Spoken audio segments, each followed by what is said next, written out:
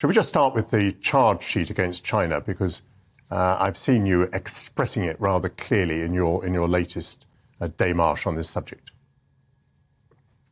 Well, I've been concerned about China for some considerable time, and the fact that the West, the free world, has rushed to China for cheaper goods over the years has made China into an even more powerful threat than I think it might otherwise have been. The arrival of President Xi has shifted the balance dramatically in the way that China behaves to the outside world, and the list is just growing and phenomenal. You know, they're a country that has literally occupied the South China Seas, even though the UN has said they had no rights to it.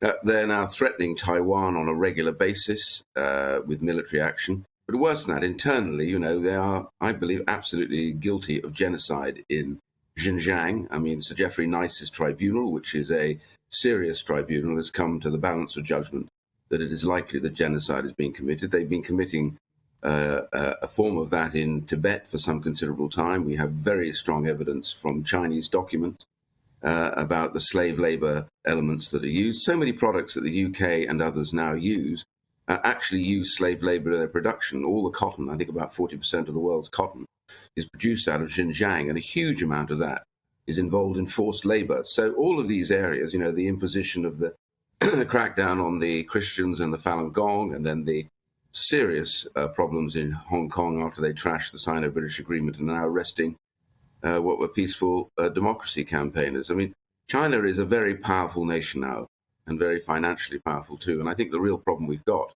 is that the government is conflicted over this. And you've just been talking to Matt Ridley, and I was fascinated to listen to that interview.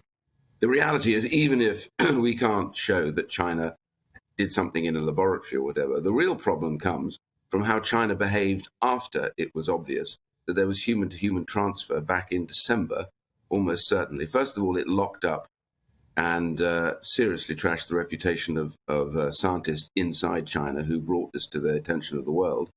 And then it proceeded to block any further investigations. It wasn't until late January that they admitted to the WHO that they had a problem, by which time it had spread around the world. So millions have died because the world, the WHO and others, were not prepared to face up to China and demand that China behaved in a proper and reasonable way. And there are plenty more in this charge sheet, but I think that's enough to be going on with.